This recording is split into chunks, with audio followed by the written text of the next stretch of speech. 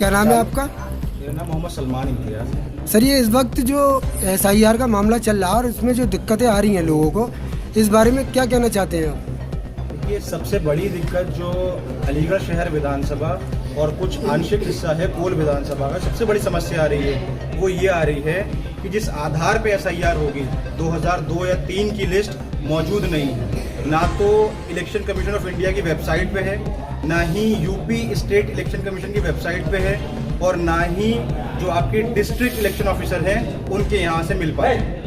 नहीं, जब इस वक्त आप लोग थोड़ा मतलब किसी अधिकारी से मिले इस मसले में जाके कि 2003 की 76 विधानसभा की 2003 की लिस्ट क्यों नहीं उपलब्ध कराई जा रही?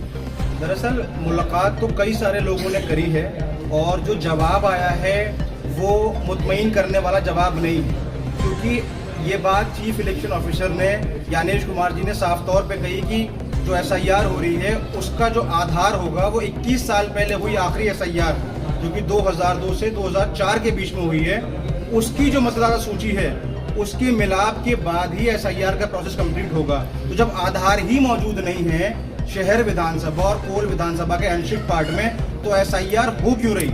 अच्छा, कुछ लोग ये कह रहे हैं ना कि ये 2003 की लिस्ट नहीं है तो 2 की लगा सकते हैं, क्या इसका वो है कुछ प्रावधान इसमें? दरअसल चीफ इलेक्शन कमीशन ने जो प्रेस कॉन्फ्रेंस करी थी उसमें उन्होंने साफ तौर पे ये बात कही है कि जिन लोगों के नाम का मिलाप 2002, 2003 और 2004 की मतदाता सूची से हो गया है उनको किसी भी तरीके का कोई कागज दिखाने की जरूरत नहीं है। इसका मतलब साफ है कि तीनों ही लिस्ट वैलिड है, वैध है। अच्छा, घर घर जो इस वक्त फार्म जा रहे हैं उस फार्म में नीचे सबसे लास्ट में जो ऑप्शन है वो आधार का है, लेकिन आधार को क्यों नहीं मान्य किया जा रहा है, ऐसा क्या है? दरअसल आधार एक आइडेंटिटी प्रूफ है। सुप्रीम कोर्ट की गाइडलाइन है कि आधार इस बात का तो सबूत है कि मेरी शनाख्त बतौर मोहम्मद सलमान इम्तियाज़ है, लेकिन उसमें जो मौजूद डेट ऑफ बर्थ है, ये एड्रेस प्रूफ है, वो इस बात का सबूत नहीं है कि मेरी पैदाइश उस दिन हुई और उस पते पे हुई। नहीं, सुप्रीम कोर्ट ने तो कहा था कि आधार को भी इसमें जोड़ा जाए। आधार इसलिए मान्य है, वही बता रहा हूँ, आधार ने आपको आपकी आइडेंटिटी प्रूफ करने के लिए मान्य कहा है,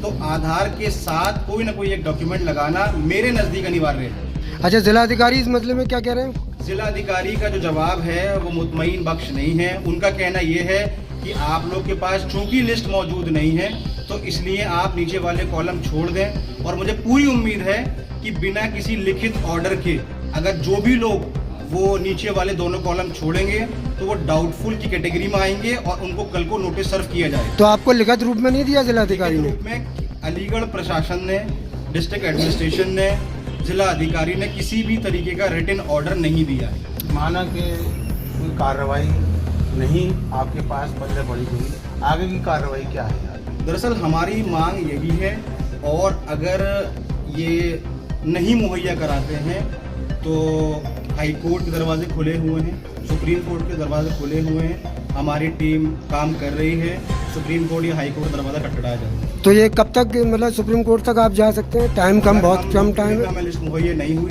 तो हम जा सकते हैं, क्योंकि टाइम समय बहुत कम है। 2-3 दिन के अंदर अच्छा, का। इस वक्त BLO घर घर जा रहे हो, मांग रहे हैं फार्म को, तो उस कंडीशन में क्या करें? जो भी BLO ये बात कह रहे हैं, बहुत सारे BLO अफवाह फैला रहे हैं कि कल आखिरी दिन है, परसों आखिरी दिन है।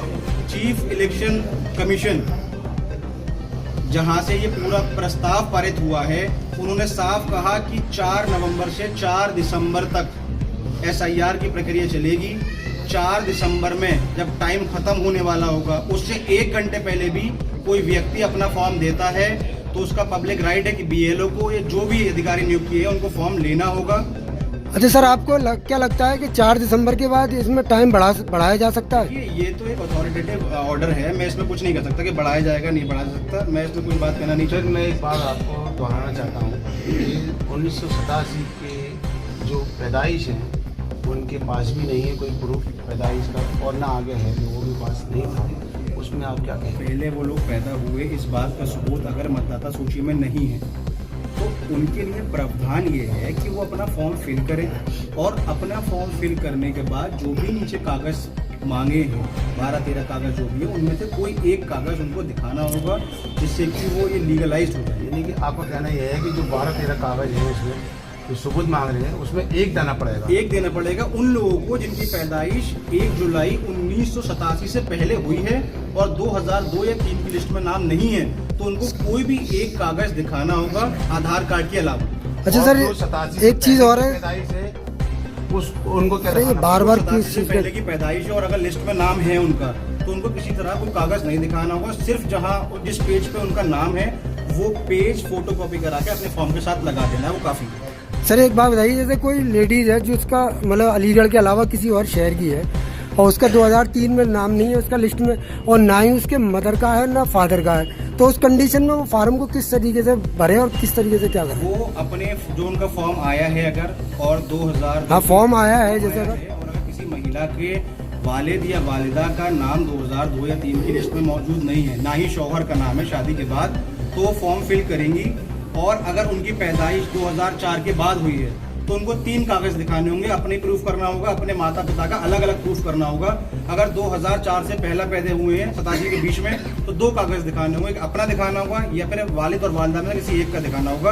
और अगर 87 से पहले पैदा हुए हैं तो फिर 1 कागज दिखाना होगा। धन्यवाद।